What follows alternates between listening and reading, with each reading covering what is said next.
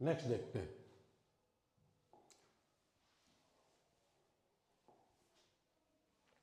Now we come to preparation of alkene. अब इसमें simple reduction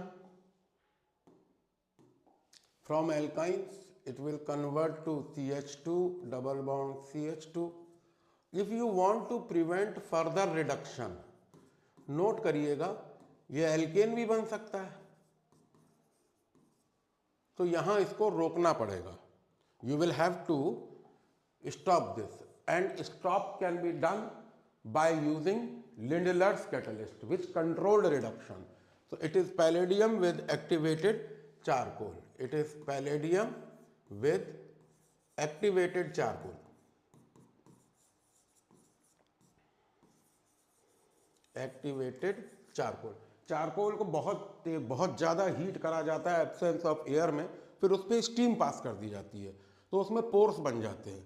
जब पोर्स बन जाते हैं तो कंपोनेंट उसमें कलेक्ट होने लगता है. 100 टाइम्स बढ़ जाती है absorption capacity, 100 times. So this is a very important thing. अब इधर if you are reducing with hydrogen and here you are reducing with liquid ammonia, so in this case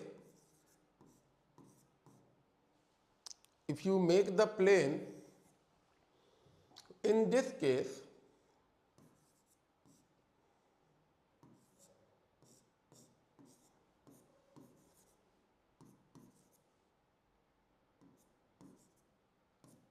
this alkene is formed. But if you take sodium with liquid ammonia, both hydrogen will be at one plane.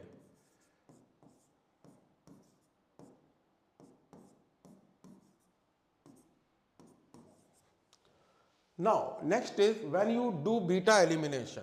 Beta elimination is removal of chemically combined water, that is dehydration. ये temperature underlined है, ये दोनों ही बहुत important हैं. ये और एक इसकी कंडीशन होती है 140 डिग्री, वहां पे it will convert to ether. इसीलिए ये, और दोनों में ही रिएक्शन मैकेनिज्म एलिमिनेशन का ही है. तो इस केस में बनेगा CH3 CH3 double bond CH3 single bond CH double bond CH2 with water. Further if we do from alkyl halide, it is dehydrohalogenation. तो इसमें देखिए अल्कोहलिक KOH डाला है, पोटेशियम ब्रोमाइड निकल जाएगा, H और OH निकल जाएगा, it will convert to alkene. Simple.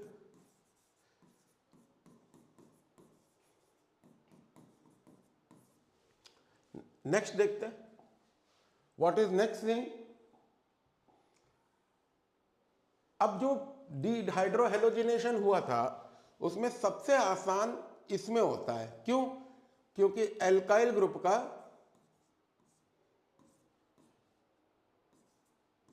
जो हेलोजन ग्रुप है इसकी साइज ज्यादा है, तो साइज ज्यादा होने से बॉन्ड जल्दी टूट जाता है. और सबसे ज्यादा आसान होता है iodide with 3 degree carbon. 3 degree carbon क्यों, ये भी देख ले. 3 डिग्री कार्बन में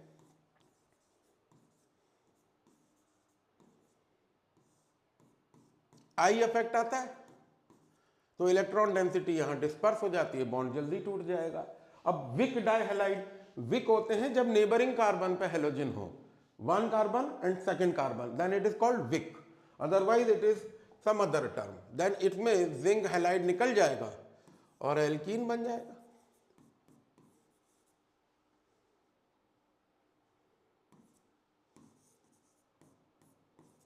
जिंक हैलाइड निकल जाएगा. विक अंडरलाइंड है. Vic means halogen at neighbouring carbon, at neighbouring carbon, at neighbouring carbon. ये इंग्लिश टर्म है, विसिनिटी. विसिनिटी मीन्स आसपास. Vic, vic term has come from English word that is vicinity. Next we come to is ये Kolbe's. मैंने हमेशा कहा चाहे alkene बनाना हो, चाहे एल्कीन बनाना हो, चाहे एल्काइन बनाना हो, कोलबेज इलेक्ट्रो कुछ नहीं करना है. जो उसका करस्पॉन्डिंग एसिड का सॉल्ट ले लिया, इलेक्ट्रोलाइज कर दिया, इलेक्ट्रोलिसिस का कॉन्सेप्ट लगा दिया. अब दिस इज सक्सिनिक एसिड. इसका जो ओरिजिनल एसिड है सक्सेना से ही बना होगा, या सक्सेना इससे बने होंगे। ये है सक्सीनिक एसिड। अब दोनों में हाइड्रोजन डिस्प्लेसेबल है क्योंकि ऑक्सीजन इलेक्ट्रोनेगेटिव है। अब ये हट गया तो सोडियम आ गया। अब इसके सॉल्यूशन को आपने इलेक्ट्रोलाइज करा तो बनेगा सक्सीनेट आयन और सोडियम आयन। अब सोडियम आयन दोनों चीजें सॉल्यूशन में है तो कैथोड का रिएक्शन तो फिक्स रहेगा। 2 mole of sodium ion will combine with 2 mole of HOH, that is water, and gain 2 electron at cathode to give twice sodium hydroxide plus hydrogen. अब इधर क्या होगा? Succinate ion will come here, COO minus, COO minus, lose 2 electron, lose 2 carbon dioxide, it will form, ये जो bond है multiple bond में convert हो जाएगा तो एल्कीन बन जाएगा और ये एल्काइन में भी आने वाला है। It is just a matter of time. Next we come to is what are the physical properties. अब इसमें कुछ ज्यादा नहीं है, जैसे जैसे मॉलिक्यूलर मास बढ़ती चली जाती है वैसे वैसे फिजिकल स्टेट चेंज हो जाती है। तो कार्बन 4 से कम it will be gas, then liquid and then solid. अब मेल्टिंग पॉइंट इनका एल्केन से ज्यादा होता है। क्यों? क्योंकि कार्बन का जो हाइब्रिडाइजेशन है वो sp2 है और s कैरेक्टर बढ़ गया, 33% हो गया, तो मॉलिक्यूल में पोलैरिटी ज्यादा हो जाती है, ग्रेटर मैग्नीट्यूड। तो क्वेश्चन बनता है why the melting point of alkene is much more than that of alkene, because of greater polarity. Greater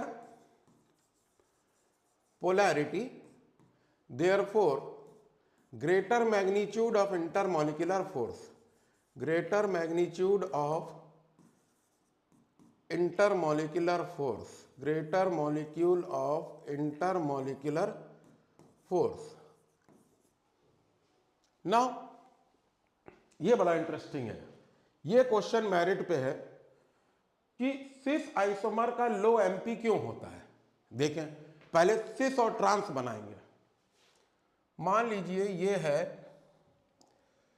CH3 C double bond C CH3 and H। अब इसमें तो सिस और ट्रांस दिख नहीं रहा। अब इसका सिस बनाते हैं। Cis same species about the plane of multiple bond, ये सिस हो गया और ये इसका ट्रांस वर्जन हो जाएगा।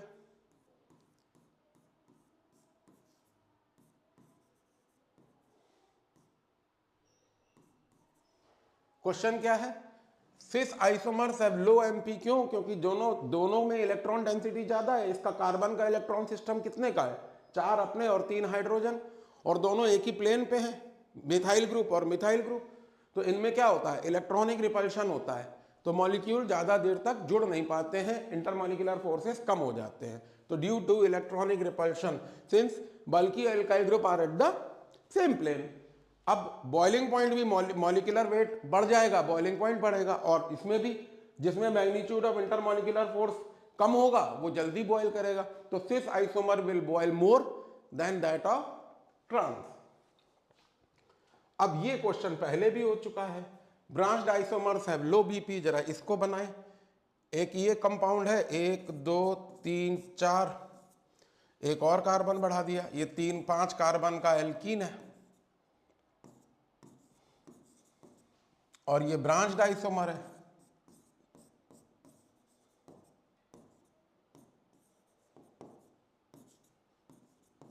दोनों आइसोमर हैं, चेन आइसोमर है।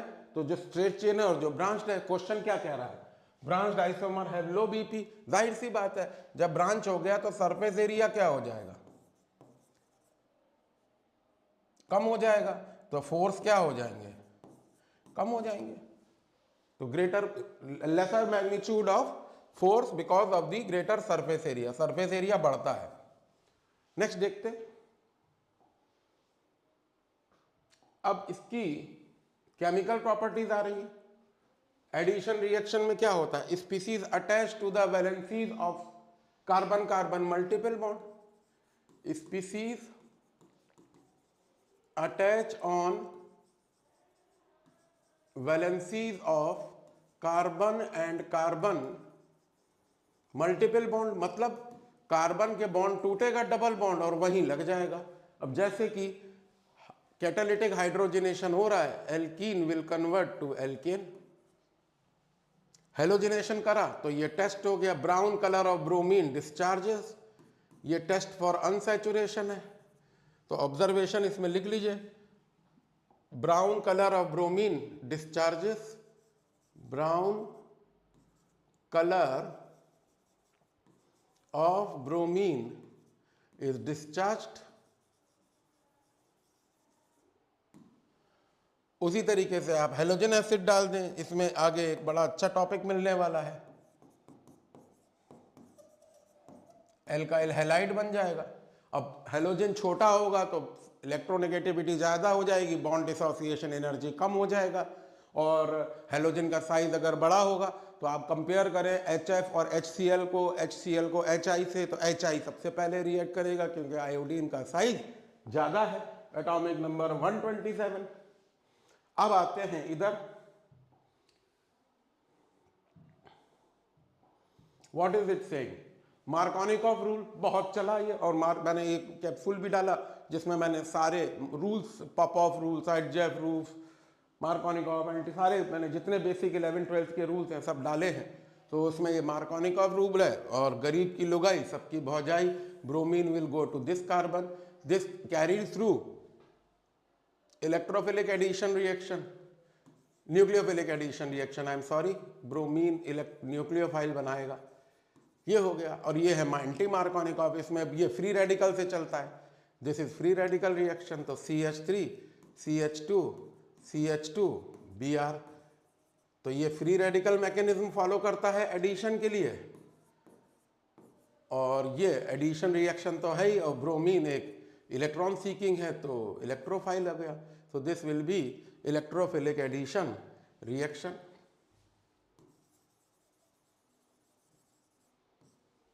अब एक बड़ा इंटरेस्टिंग क्वेश्चन था जो एंटी मार्कोनिकॉफ में, ये दोनों एसिड यूज नहीं हो सकते। मार्कोनिकॉफ में HBr इसलिए यूज करते हैं क्योंकि बॉन्ड डिसोसिएशन एनर्जी कम है, तो बॉन्ड डिसोसिएशन एनर्जी तो इसमें भी कम है, आयोडीन की साइज ज्यादा होती है, अभी 2 मिनट पहले बोला था। लेकिन एंटी मार्कोनिकॉफ में ये दोनों यूज नहीं होते हैं। रीजन देखिए, क्योंकि ये रिएक्शन होता है फ्री रेडिकल से। अब जैसे ही आयोडीन का फ्री रेडिकल बनेगा, दूसरे आयोडीन से फटाक से मिलेगा और I2 मॉलिक्यूल बन जाएगा। इसीलिए इसको हेलोजन हाइड्रोजन आयोडाइड को बहुत अच्छा रिड्यूसिंग एजेंट मानते हैं।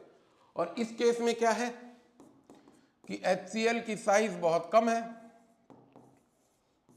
इसके कंपैरिजन में, तो ये बॉन्ड टूटता ही मुश्किल से है। तो यहां आंसर हो जाएगा ग्रेटर बॉन्ड डिसोसिएशन एनर्जी, तो फ्री रेडिकल बनेगा ही नहीं, क्लोरीन का फ्री रेडिकल बनेगा ही नहीं, और इस केस में बनेगा तो वो मॉलिक्यूल में कन्वर्ट हो जाएगा। बहुत बढ़िया क्वेश्चन है ये। नेक्स्ट देखें, ऑक्सीडेशन रिएक्शन में कई सारे होते हैं, अब इसमें देख लीजिए आपके कई कॉन्सेप्ट हैं, डेवलप करेंगे उसको। तो देखिए, पहला है सिंपल बर्निंग। और सिंपल बर्निंग में कुछ करना ही नहीं है, कार्बन डाइऑक्साइड और वाटर वेपर बनेगा, एनर्जी निकलेगी 1480 किलो कैलोरी शायद निकलती है इसमें। अब ऑक्सीडेशन विद पोटेशियम परमैंगनेट, अगर कोल्ड डाइल्यूट है तब, हॉट कंसंट्रेट है तब, ये क्वेश्चन मेरिट पे है और इसका सिग्निफिकेंस भी मेरिट पे है, तो सब बताएंगे। तो अगर 3 मॉलिक्यूल ले लिए पोटेशियम परमैंगनेट के साथ, तो ये बन जाएगा डाइऑल,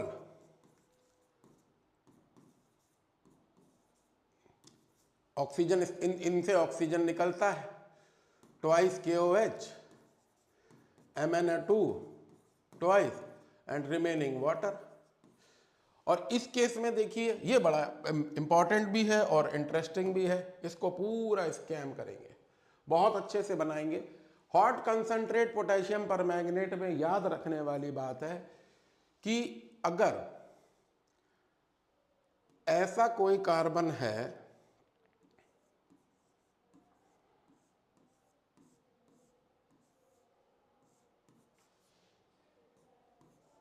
ये है, और ये है।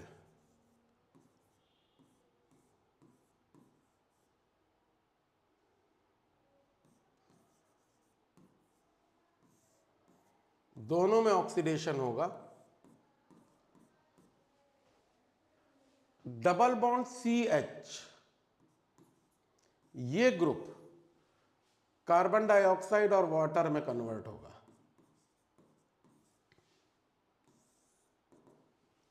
और CH3C डबल बॉन्ड, ये ग्रुप जो है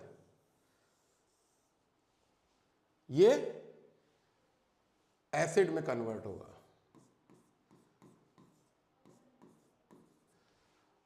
और अगर यहां से टूटे तो ये ग्रुप कीटोन में कन्वर्ट होगा और ये ग्रुप एसिड में कन्वर्ट होगा। तो this will convert to CH3CH3C double bond O and this will convert to CH3C double bond O bond OH। इसको मैं जानबूझ के ऐसे क्यों बना रहा हूं, ये भी बड़ा अच्छी ऑब्जर्वेशन है।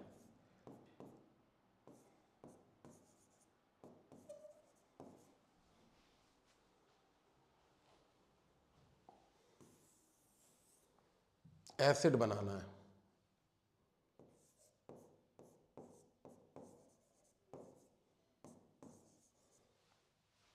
ऐसे बनेगा। इसको इस तरीके से सिमेट्रिक इसलिए बनाया है कि इन दोनों को हटा दीजिए, आपका ओरिजिनल मॉलिक्यूल बन जाएगा। तो what is the significance of this? Helps in estimation of multiple bond, helps in estimation of multiple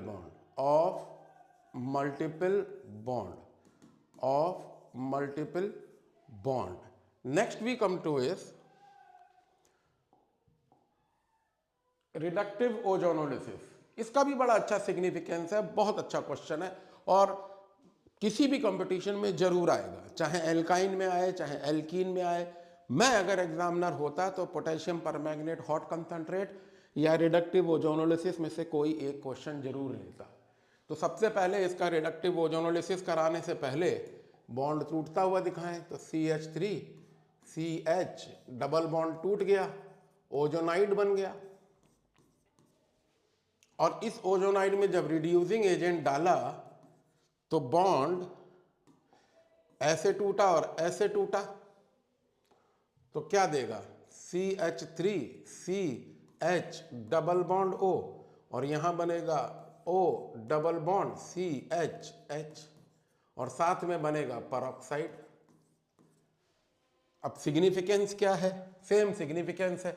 इन दोनों मॉलिक्यूल को आपस में जोड़ दो, ये ग्रुप हट जाएगा। Location of the multiple bond पता लग जाती है। हॉट कंसंट्रेट हो चाहे ओजोनोलिसिस हो, व्हाट इज द सिग्निफिकेंस? तो सिग्निफिकेंस लिखेंगे, दोनों में एल्डिहाइड या कीटोन बनेगा। एक एग्जांपल और लिखेंगे, what is the significance? Help locating the position of multiple bond in original molecule. Help locating the position of multiple bond in original molecule,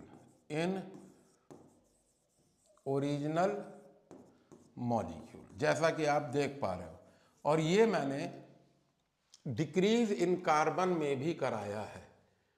decrease in carbon में 6 method है, Hunsdiecker, soda lime, Hofmann degradation, Schmidt, reductive ozonolysis, active hydrogen. तो reductive ozonolysis से chain में कितने carbon थे? 3, अब 2 रह गए और 1 रह गया। तो कार्बन अगर घटाने हो तो भी ये करा जा सकता है। नेक्स्ट देखते हैं पॉलीमराइजेशन। अब तो ये कंपटीशन में से हट गया, ISC में CBSE में भी नहीं है अच्छा। इसमें एडिशन पॉलीमर होते हैं, कंडेंसेशन पॉलीमर होते हैं, फाइबर्स होते हैं, थर्मोप्लास्टिक्स पॉलीमर होते हैं, थर्मोसेटिंग पॉलीमर होते हैं, नेचुरल पॉलीमर भी होते हैं जैसे सेल्यूलोज है। अच्छा टॉपिक था ये, मतलब मुझे अफसोस है कि ये हट गया। और मैनकाइंड को बहुत कुछ दिया है इसने। एक दौर था कि गवर्नमेंट की सब्सिडी होती थी पॉलीथीन इंडस्ट्री में, अब तो खैर इसमें फ्री रेडिकल आ गए हैं, कार्सिनोजेनिक होता है, कैंसर कॉजिंग होता है, तो हेल्थ हैजार्ड की वजह से कुछ शट डाउन हो गया है। कई स्टेट हैं इंडिया में जहाँ पे इसका कंप्लीट बैन है, one of them is Himachal. वहाँ पे आप चाहें सूखा सामान लें चाहे गीला सामान लें, you will have to either bring your own packet, cloth bag, या वो न्यूज़पेपर में रैप करके आपको दे देंगे। You are not suppose to carry polythene in Himachal. ठीक भी है, एनवायरनमेंट अवेयरनेस है, लेकिन पॉलीमराइजेशन, पॉली माने मैनी, मियर माने यूनिट, जेशन माने ऐसा प्रोसेस जिसमें कई सारे यूनिट मिलके एक लार्ज मास्ट मॉलिक्यूल बनाते हैं, उसको पॉलीमराइजेशन कहते हैं। ये रहा हम लोगों का पॉलीथीन, और पॉली इथाइलिन को पॉलीथीन हम लोग कहते हैं। तो CH2 सिंगल बॉन्ड CH2 और बॉन्ड जुड़ते चले जाते हैं, N मॉलिक्यूल तो पॉली इथाइलिन। ये विनाइल क्लोराइड है, इससे जूते के सोल बनते हैं, पॉलीविनाइल क्लोराइड, रबर सोल इसी से बनता है under this extreme condition of pressure. ये पॉली टेट्राफ्लोरोइथीन है, ये टेफ्लॉन के नाम से आता है, नॉन स्टिक पैन में होता है डेंजरस। तो PTF2,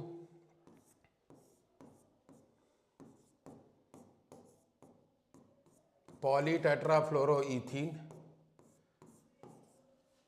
और इससे बनते हैं बोतल के ढक्कन, स्टाइरीन।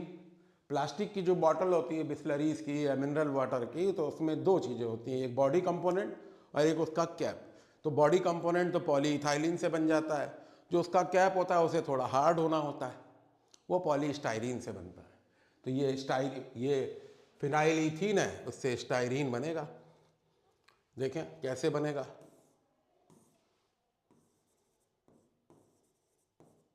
ऐसे चेन जुड़ती चली जाएगी। ये पॉलीस्टाइरीन है, इससे बॉटल कैप बनते हैं, इससे नॉन स्टिक कोटिंग बनती है, इससे इथे पॉलीइथाइलिन से आप जानते ही हैं बड़े वाइड यूजेस हैं। तो नेक्स्ट देखते हैं, अब आगे देखिए। अब इसमें अगर सब्स्टिट्यूशन कराना है तो एलिलिक बनते हैं, यहां पे कुछ नहीं होगा, जो होगा इधर होगा। तो these are called allylic halide. What are these called? Allylic halide. अब आइसोमराइजेशन है, ये स्ट्रेट चेन है, ये डबल बॉन्ड इधर है, अब डबल बॉन्ड इधर आ जाएगा, बस इतनी सी बात है। जो changing of double bond,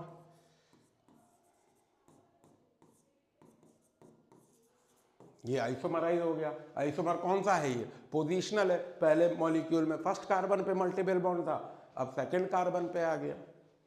next we come to is alkyne. Alkyne का जनरल फार्मूला हम सब जानते हैं, कार्बन और कार्बन ट्रिपल बॉन्ड होता है, जनरल फार्मूला CnH2n-2 होता है, n की वैल्यू 2 से स्टार्ट होती है। इनका जो स्ट्रक्चर होता है वो लीनियर होता है। क्यों? क्योंकि कार्बन का जो हाइब्रिडाइजेशन होता है वो सिग्मा सिग्मा पाई और पाई, तो हाइब्रिडाइजेशन sp है, तो वो लीनियर मॉलिक्यूल बनाएगा, बॉन्ड एंगल 180 डिग्री होगा। सेम मॉलिक्यूलर फार्मूला होता है। इसके चेन आइसोमर देखिए, ये मॉलिक्यूल है, पहले कार्बन पे ट्रिपल बॉन्ड है, 3 कार्बन और हैं, तो हम कार्बन चेन में कम कर दें,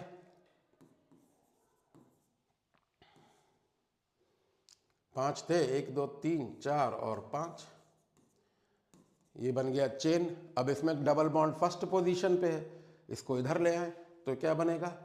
CH3 C triple bond C CH3। अब फंक्शनल आइसोमर, ये पहली बार आप लोग कर रहे हैं, इसको देखिए जरा। फंक्शनल आइसोमर ये ट्रिपल बॉन्ड है, इसका डाई इन कर देते हैं, बीटाडीन।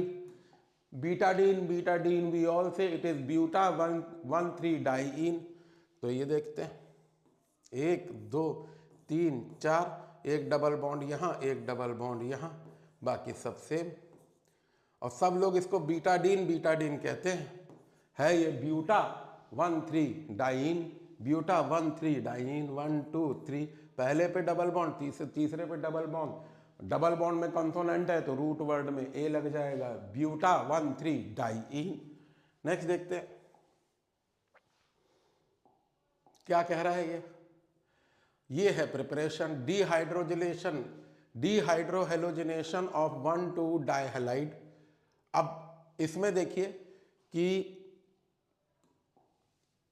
KX निकल जाएगा, 2 मॉलिक्यूल, और H और OH निकल जाएगा, तो आपका एल्काइन बन जाएगा, RC triple bond CH with KX and H2O। अब अगर सोडा एमाइड से करते हैं तो हमेशा आपको सिस प्रॉपर्टी मिलेगी। कौन सा मिलेगा? सिस मिलेगा।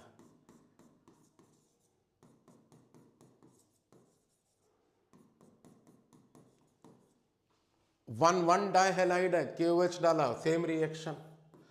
अब इधर ये इंटरेस्टिंग है, टेट्राहेलाइड 1,1,2,2 टेट्रा ब्रोमोप्रोपेन है, जिंक डाल दिया, इथेनॉल, ये रिड्यूसिंग एजेंट भी है, तो इसमें बन जाएगा CH3 C triple bond CH with ZN Br2, 2 mole of it. ये प्रिपरेशन हो गई एल्काइन की। एक और एल्काइन की प्रिपरेशन है कैल्शियम कार्बाइड मेथड की, वो भी देख लीजिए। CaC2 plus twice water will give CaOH whole twice plus C2H2। एक बड़ा इसमें इंटरेस्टिंग ऑब्जर्वेशन है, why does it have a smell? क्योंकि इसमें कुछ इम्प्यूरिटीज होती हैं, फेंट गार्लिक ओडर होता है। आर्साइन एंड फॉस्फाइन, 2 इम्प्यूरिटी पाई गई हैं इथाइन के साथ, तो वो याद रखें, due to impurity it is little. हाँ, एक क्वेश्चन है। अब फ्रॉम एसिटिलीन, अब एसिटिलीन का एसिडिक कैरेक्टर जरा देखते हैं, ये बड़ा इंटरेस्टिंग है। सोडियम ले लिया, ये पोलर है, क्यों है? क्योंकि इसका एस कैरेक्टर ज़्यादा है। कार्बन किस स्टेट में है? sp 50% एस कैरेक्टर है, तो हाइड्रोजन डिस्प्लेसेबल हो गया, तो बन गया सोडियम एसिटिलाइड। कहाँ यूज होता है ये? जब कार्बन बढ़ाने हो, NaBr निकल गया, एल्काइल हैलाइड डाल दीजिए तो कार्बन बढ़ जाएगा, HC triple bond C C2H5 with NaBr। और हमने पहले भी कहा, जब भी ऑर्गेनोमेटालिक हो ड्राई ईथर जरूर लीजिए। अब आते हैं कोलबेज मेथड पे। ये कौन सा एसिड है? Malic acid. इसका ये है सोडियम मैलेट, इसका नाम क्या है? सोडियम मैलेट, मैलिक एसिड है। अब इसको जब आप इलेक्ट्रोलाइज करेंगे सोल्यूशन को, तो 2 जगह की उसमें रिएक्शन होगा, देखें कैसे होगा। कैथोड पे सोडियम डाले जाएगा, twice sodium plus twice HOH plus 2 electron gain करेगा, कैथोड इलेक्ट्रॉन रिच होता है, तो ये बन जाएगा सोडियम हाइड्रोक्साइड प्लस H2। ये रिएक्शन तो सब में कॉमन था कोलबेज मेथड में, कैथोड रिएक्शन। अब इसमें 2 ही सॉल्ट आप ले सकते हैं, या तो पोटेशियम सॉल्ट ले सकते हैं तो KOH प्लस H2 निकलेगा कैथोड पे, और सोडियम सॉल्ट ले सकते हैं तो सोडियम हाइड्रोक्साइड प्लस हाइड्रोजन निकलेगा कैथोड पे। और ये रिएक्शन में इसमें कुछ है ही नहीं, इसमें मैलेट आयन लिया, मैलेट आयन ने 2 इलेक्ट्रॉन छोड़े, ये वाला और 2 CO2 निकल गया, तो ये CH ट्रिपल बॉन्ड CH बन गया। अब कार्बन 3 तक फिजिकल स्टेट की बात करें तो जाहिर सी बात है, मॉलिक्यूलर मास कम है तो गैस होगा, जैसे जैसे मॉलिक्यूलर मास बढ़ेगा लिक्विड होगा, और फिर अल्टीमेटली जाके क्या हो जाएगा? सॉलिड। तो फिजिकल स्टेट में तो कुछ सोचना ही नहीं है। कार्बन 3 तक 4 तक अब होता क्या है, जब मॉलिक्यूलर मास बढ़ती है तो वेपर डेंसिटी भी बढ़ जाती है। जब वेपर डेंसिटी बढ़ जाएगी तो मॉलिक्यूल वेपराइज नहीं होगा। भाई हाइड्रोजन क्लोराइड है, वेपर डेंसिटी कितनी है? 35.5 प्लस 1 36, 17 है। वेपर डेंसिटी एयर की 14 है, और हाइड्रोजन है, इसकी वेपर डेंसिटी 1 है। जाहिर सी बात है हाइड्रोजन ज़्यादा जल्दी ऊपर जाएगी। तो वेपर डेंसिटी का कॉन्सेप्ट मॉलिक्यूलर वेट से रिलेट करें और चीज़ों को फिजिकल स्टेट में कंपेयर करने की आदत डाली है। अब नेक्स्ट देखिए, हाँ, ये एक क्वेश्चन रह गया है इसमें Why does it? Acetylene has a garlic odor, faint garlic odor, because of the impurities like arsine and phosphine. Due to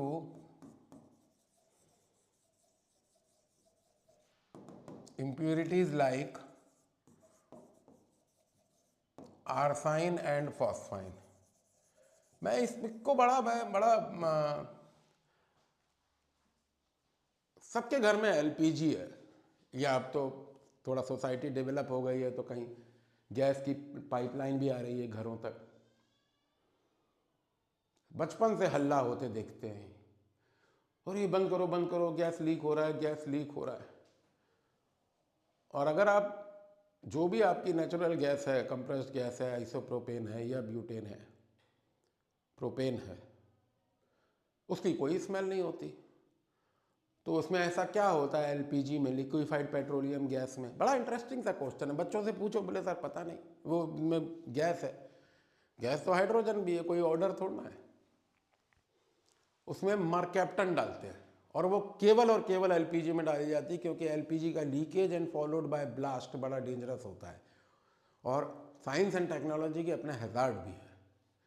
पहले कोयले में खाना बनता था, लकड़ी के चूल्हों पे खाना बनता था, तो कोई रिस्क इतना नहीं था, होता था, कम था।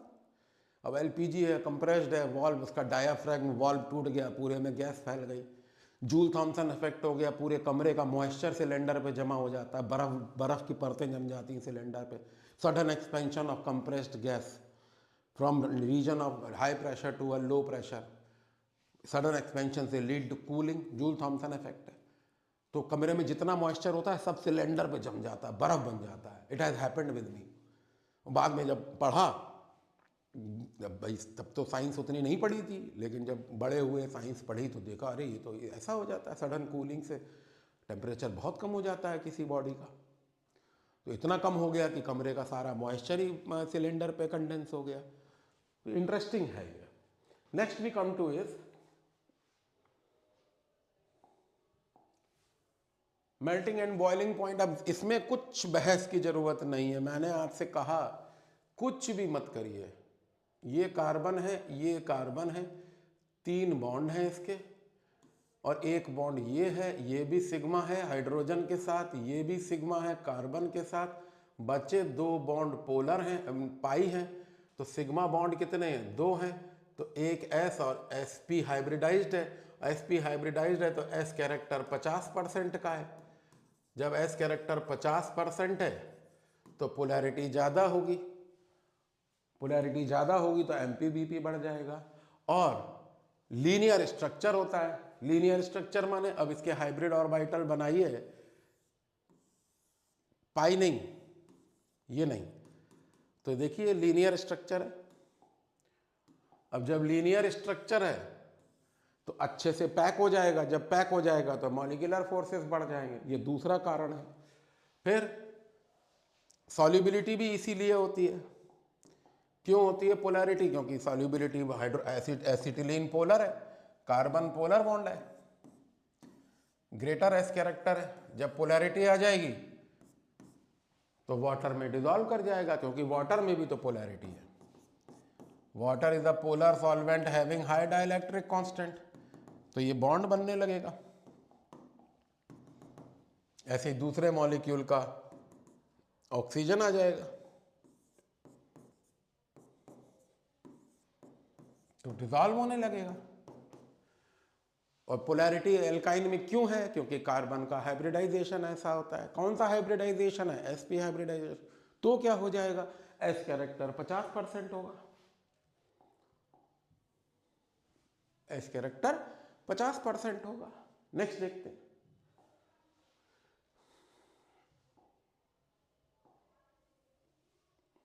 Addition of cleaving of multiple bond species attaching on it. अब इसमें हाइड्रोजनेशन आपने किया, ये भी देखिए बड़ा इंटरेस्टिंग है। ये केमिकल प्रॉपर्टी है, तो डबल बॉन्ड हो जाएगा। अब इसको यहां रोकना है तो लिंडलर्स कैटलिस्ट डाल दो, या तो एक्टिवेटेड चारकोल के साथ, या बेरियम सल्फेट, या क्विनोलिन के साथ पॉइजनिंग कर दो। उसी तरीके से आपने हेलोजिनेशन किया, हेलोजिनेशन में टेस्ट हो जाता है, मल्टीपल बॉन्ड का टेस्ट है ये।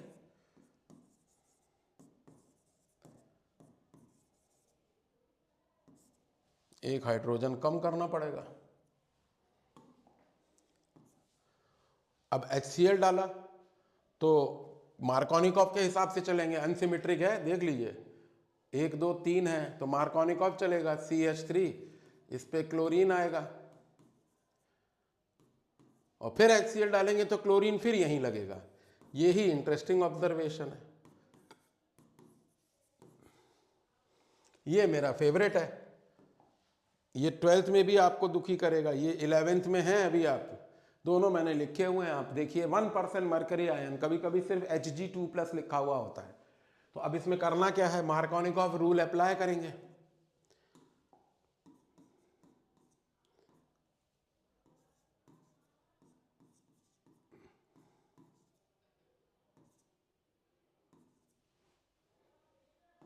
डबल बॉन्ड आना है, ट्रिपल बॉन्ड था ना, थोड़ा जगह करे, कम जगह है, अब सही है।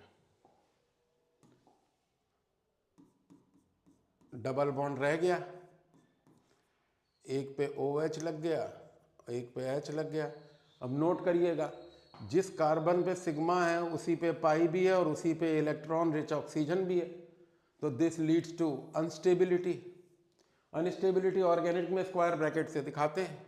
अब ये क्या होगा, पाई सिस्टम इधर आ जाएगा और ऑक्सीजन इधर आ जाएगा। So it will convert to HC double bond O CH3। ऐसे ही देखिए इसमें बनेगा CH3C, इस पे OH आया और दूसरे कार्बन पे डबल बॉन्ड रह गया।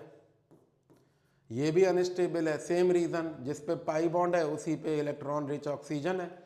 फिर पाई सिस्टम इधर आएगा, हाइड्रोजन इधर आएगा, तो क्या बन जाएगा, कीटोन बन जाएगा। 1 स्टेप कन्वर्जन है और ये बहुत इंपॉर्टेंट है। एल्काइन में अगर कोई अच्छा क्वेश्चन है तो उनमें से ये एक है। Next we come to is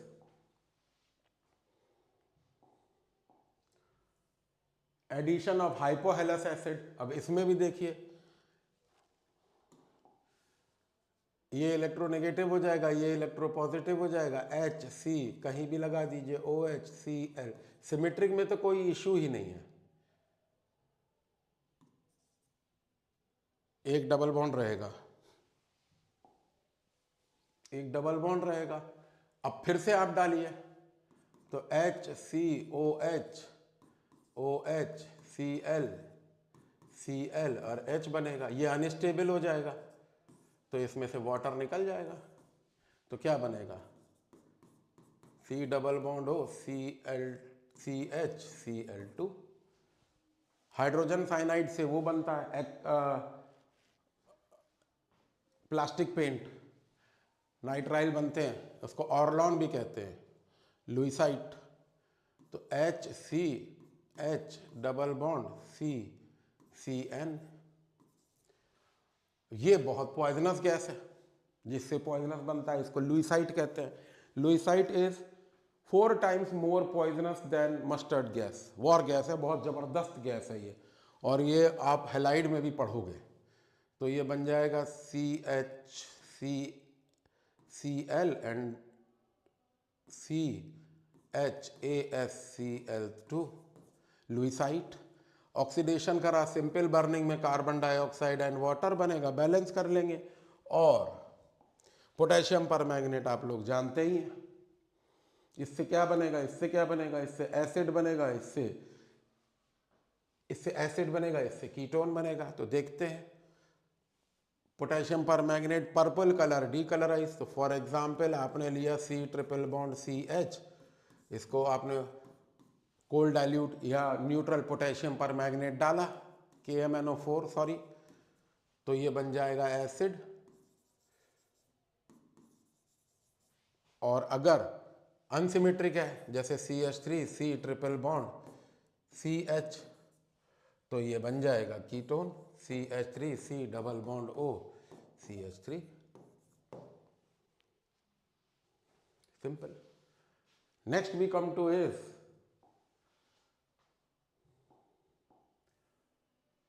hot concentrate में जब आप पोटेशियम परमैंगनेट डालोगे तो कार्बन डाइऑक्साइड और वाटर बन जाएगा। और जब आप इसमें डालोगे हॉट कंसनट्रेट अनसिमेट्रिक में, तो RCOOOH बन जाएगा। तो अब इसमें इस मॉलिक्यूल में आप देखें CH3 C triple bond, hot concentrate की बात हो रही है, यहाँ से बॉन्ड टूटेगा, ये दोनों कार्बन डाइऑक्साइड और वाटर बनाएंगे और ये एसिड में कन्वर्ट हो जाएगा। सिंपल, ये इंपॉर्टेंट है और टेस्ट भी है। पर्पल कलर डीकलराइज होगा। अब ओजोनोलिसिस करी, डबल बॉन्ड टूटेगा तो C एसिटिलीन ओजोनाइड बनेगा और जब इसको रिड्यूस करेंगे एक बॉन्ड रह जाएगा तो ये ग्लाइऑक्सल बनेगा। अब क्योंकि ये क्वेश्चन कई दफ़ा कंपटीशन में आया है, परऑक्साइड के साथ बनता है। परऑक्साइड एक ऑक्सीडाइजिंग एजेंट है। परऑक्साइड एक कौन सा एजेंट है? ऑक्सीडाइजिंग एजेंट है। नेसेंट ऑक्सीजन निकाल रहा है तो इसको ऑक्सैलिक एसिड में कन्वर्ट कर देगा। तो what is the end product when acetylene और इथाइन अंडरगोज रिडक्टिव ओजोनोलिसिस? 80% बच्चे लिखते हैं डाइअल बनेगा, ग्लाइऑक्सल बनेगा, बट बनता है ऑक्सैलिक एसिड। और ऑक्सैलिक एसिड पथरी, किडनी स्टोन, गॉल स्टोन में भी कैल्शियम ऑक्सलेट। इसीलिए जो किडनी के पेशेंट, स्टोन के पेशेंट्स होते हैं, उनको डॉक्टर कहता है पालक और टमाटर मत खाइए। कोई ऐसा थोड़ा ना, हमेशा से जब कभी हम लोग छोटे थे पेट में दर्द वर्द होता था, थोड़ा ज़्यादा दिन तक दर्द होगा, यही अंदाज लगाया जाता था। बेसिकली स्टोन नहीं होता है, वो हार्ड क्रिस्टल्स होते हैं कैल्शियम सॉल्ट के, वो कैल्शियम ऑक्सलेट ही होता है। तो इतनी बात हुई। अब इसके बाद आप केमिकल प्रॉपर्टीज पे आइए तो ये रहे पॉलीमराइजेशन। एसिटिलीन को जब आप करेंगे तो ये बन जाएगा बेंजीन प्लस H2, कितना है 3 और 3 6 है, 3 और 3 6 है, तो हाइड्रोजन नहीं आएगा। अब इस केस में 135 trimethyl benzene, 135 trimethyl benzene. Acidic character है क्योंकि हाइड्रोजन डिस्प्लेसेबल है। इसको देखें तो क्या बन जाएगा इसमें RC triple bond CNA with ammonia बाहर आ जाएगा तो सोडियम सॉल्ट बन जाएगा। इसको फर्दर पोलैरिटी आ गई। अब तो आप आयोनिक रिएक्शन टाइप्स खेल सकते हो। थोड़ी सी भी मॉलिक्यूल में पोलैरिटी आ जाए, अब मैकेनिज्म हुआ नहीं है, मैकेनिज्म में पहला स्टेप होता ही ये है इलेक्ट्रॉन डिस्प्लेस हो, दूसरा स्टेप होता है बॉन्ड टूट जाए, तीसरा स्टेप हो जाता है रिएक्शन इंटरमीडिएट बन जाए, फिर टर्मिनेशन हो जाए। जैसे हम लोगों के घर में कोई हलवा या कोई ऐसी चीज़ बनती है, स्टेप्स होते हैं उसके। तो ऑर्गेनिक रिएक्शन और organic molecule always undergo slow molecular reaction which follow certain path and mechanism. तो मैकेनिज्म में ही पोलैरिटी एक इशू होता है कि इलेक्ट्रॉन डिस्प्लेस हो जाए मॉलिक्यूल में। ये उसी तरीके से है कि एक बार सिलेक्शन हो जाए फिर तो पहुंच ही जाएंगे गूगल में। उसी तरीके से एक बार मॉलिक्यूल में इलेक्ट्रॉन डिस्प्लेस हो जाए, चाहे वो किसी आई इफेक्ट से हो, चाहे एम इफेक्ट से हो, चाहे रेजोनेंस से हो जाए, कुछ तो हो जाए। तो इसी तरीके से इसमें देखते हैं अमोनिकल क्यूप्रस क्लोराइड को फैलिंग सोल्यूशन बोलते हैं, अमोनिकल सिल्वर नाइट्रेट को टॉलेंस रिएजेंट बोलते हैं। सब में हाइड्रोजन डिस्प्लेसेबल है तो RC triple bond CCU, copper का कंपाउंड बन गया रेड PPT, साथ में निकल गया क्या अमोनियम क्लोराइड, और क्या बचा अमोनिया बाहर आ जाएगा। सेम हेयर, इधर बन जाएगा silver salt white PPT, ammonium chloride ammonium nitrate निकल जाएगा और एक अमोनिया निकल जाएगा। तो इस तरीके के जो टॉपिक्स हैं, मैं अगर शट डाउन करूं तो आज की जो समरी रही वो ये रही कि आपने हाइड्रोकार्बन पढ़े, आपने थोड़ा सा हाइब्रिडाइजेशन भी पढ़ा, थोड़ा सा फिजिकल प्रॉपर्टीज भी पढ़े, और कुछ इंपॉर्टेंट कंपाउंड जैसे लुईसाइट आपने किया, ऑर्लॉन किया, पॉलीइथाइलिन किया, बीटा एलिमिनेशन भी आपने सीखा। तो जो कुछ भी आपने इस वीडियो में सीखा है उसको और हेलोजन एसिड का रिएक्शन क्यों नहीं हो पाता है एंटी मार्कोनिकॉफ में, मार्कोनिकॉफ और एंटी मार्कोनिकॉफ आपने किया। तो ये जो छोटी छोटी बातें हैं इस वीडियो में, इसको एंजॉय करें। और फॉलो अप दें। केवल इसलिए मत पढ़िए कि अरे पढ़ लेंगे, नहीं, पढ़ना है, पढ़िए, पढ़ने के बाद उसको फॉलो करिए। उससे अब ये कंप्लीट आपका हाइड्रोकार्बन हो गया, एल्केन, एल्कीन, एल्काइन। और ज़्यादा हो 2, 4, 10 क्वेश्चन सॉल्व कर लीजिए, आपका कॉन्फिडेंस बढ़ जाएगा। Thank you.